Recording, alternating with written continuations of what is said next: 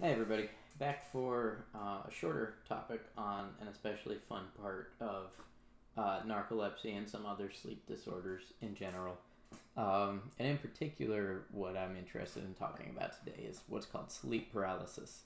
But what comes with it also are some other very vivid dream effects that can be quite disturbing.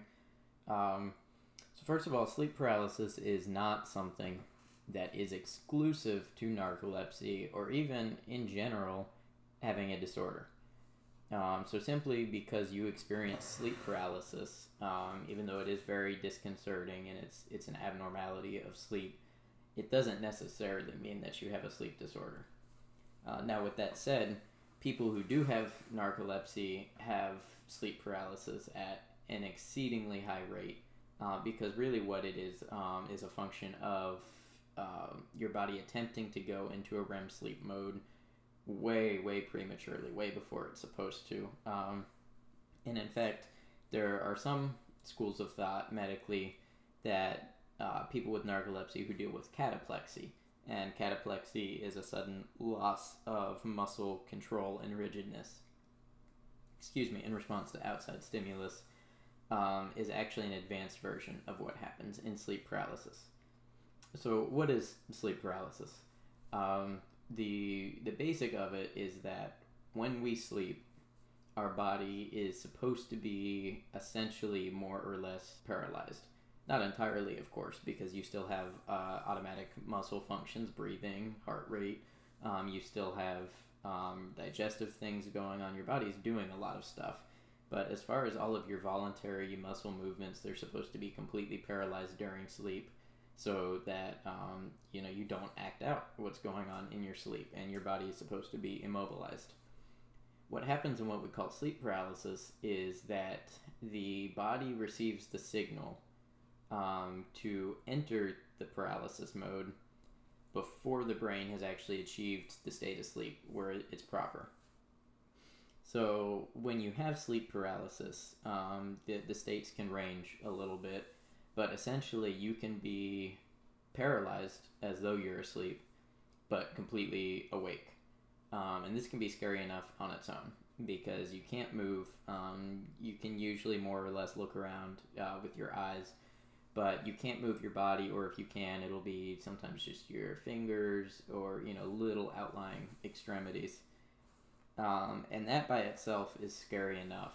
But sleep paralysis is also commonly associated with hallucinations. And these are hypnagogic and hypnopompic hallucinations. And if I remember correctly, hypnagogic is when entering sleep, hypnopompic is when coming out of sleep, but it doesn't really make too much of a difference. So sleep paralysis actually is something that I deal with on a semi-regular basis. It's something that I've had long before narcolepsy symptoms showed up, but very rarely. And then as the onset of other symptoms happened, it became something where I was dealing with it more and more frequently. And in fact, I kind of use it as a milestone for some of my treatments. Because when I start to have more episodes of sleep paralysis, I know that the treatments I'm using for a certain range of symptoms maybe are not being as effective as they should be. So, sleep paralysis is so terrifying to a lot of people because essentially you will start to dream while you're awake, and that can lead to a lot of scary things. It tends to be, the effects that happen to you tend to be very scary. I can only speculate is that because of your body's natural response to being paralyzed and unable to move is to put it into a fear mode. I would think that probably has something to do with it.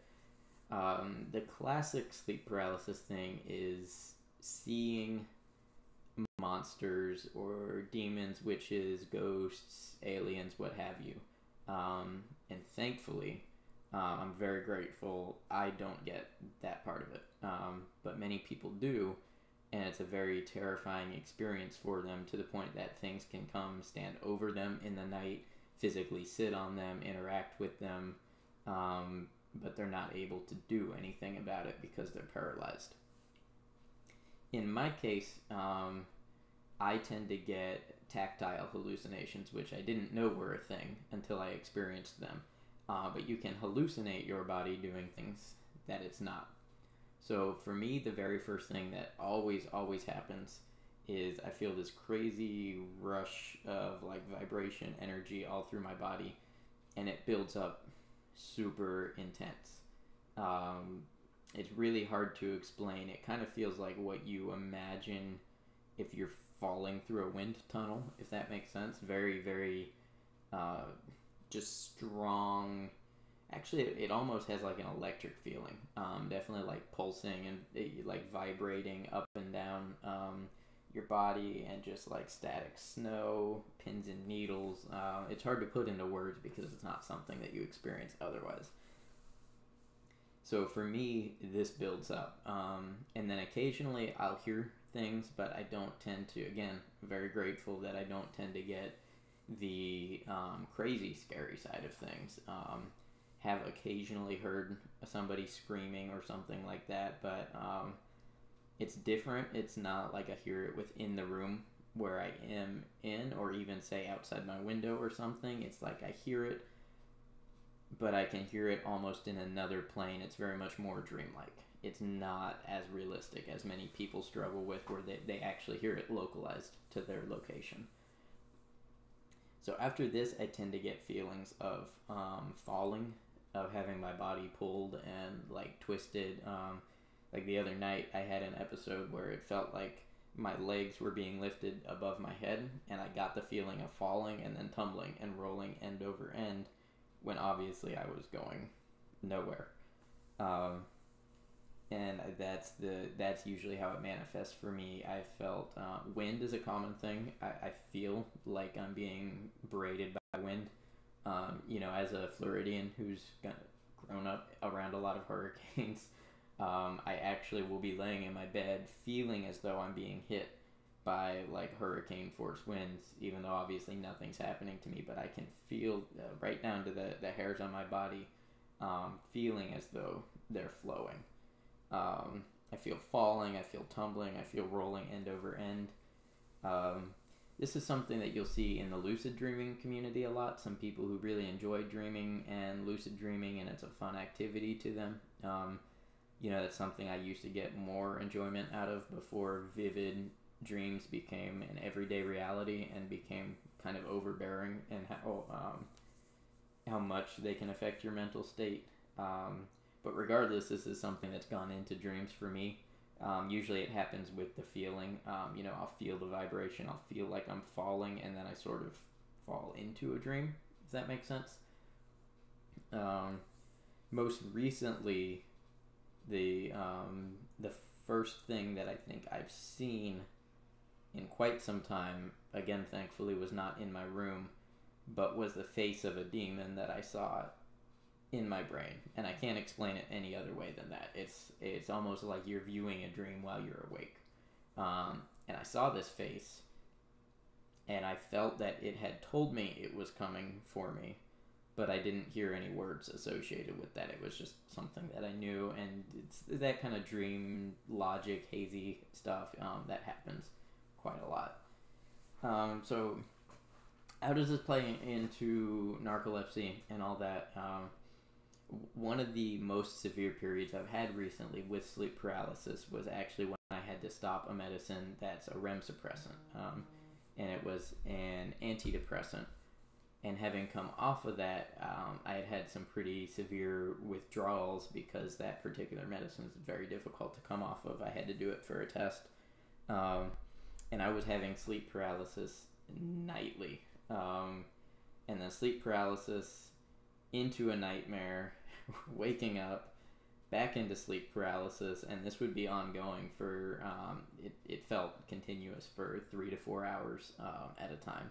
So I was getting next to no sleep, because the other result of that is, who wants to turn the lights out and go to bed when every time you do, you go through paralysis and then horrible, nightmare visions, and waking up in your own bedroom and walking out the door and there's a demon in the living room, and it turns out it's just another nightmare, and then you wake up and you're paralyzed again. Like, nobody wants to deal with that.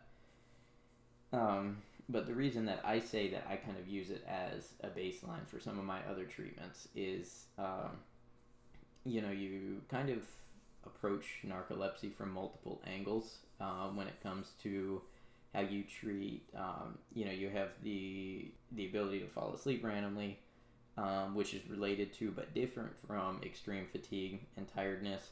You can have cataplexy, REM dysfunction, all this stuff. There's not really one way to treat all of it. So antidepressants are commonly used to treat a lot of the outlying things that are caused by REM disruption, and that includes cataplexy and sleep paralysis and vivid nightmares and things like that. And so when I am well managed in terms of treating those things, I don't get sleep paralysis, or if I do, it's very rare. The other day, actually, I went a couple days without a medicine that I needed to get to the pharmacy to get, and I had sleep paralysis again. It was very interesting because in fighting this, I could feel my body moving. I was trying to roll over, and I could feel myself picking up my hands and putting them on another part of my body, and I felt all of that. And then when I woke up, I was in the same position I was in. And so actually part of the hallucination that I was experiencing within that sleep paralysis was a tactile hallucination in regards to my own body, because your body does have a conception of itself and where it is, but it's very interesting that you would hallucinate a false conception of that. That's something I'd never really dealt with. There's not really anything more, I think, to be said on the topic other than, I know a lot of people who are not perhaps involved too much in sleep disorders as a whole look at sleep paralysis as something scary but kind of interesting that maybe they'd be looking into. And certainly it's something that many people will go through and never, it's not because of any sleep disorder. So don't think because you've had this that you have a sleep disorder, but if it happens to you regularly, if it disrupts your sleep, if it seems to happen to you from waking into going into sleep paralysis, definitely see a sleep specialist, because there's a number of things, narcolepsy among them, that it definitely could be.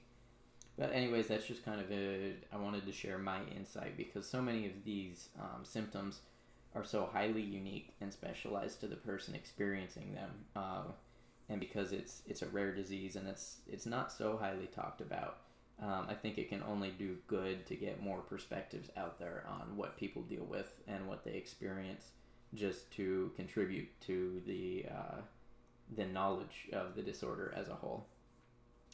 So that's it. I hope you found this video somewhat interesting. I know it's always an interesting topic for me to talk about, because it's something that feels so real, and it is real. It's a real symptom, but in talking about what you're going through, obviously none of it's actually happening to you. It's all dream-related disorders, but it's definitely something that is significant.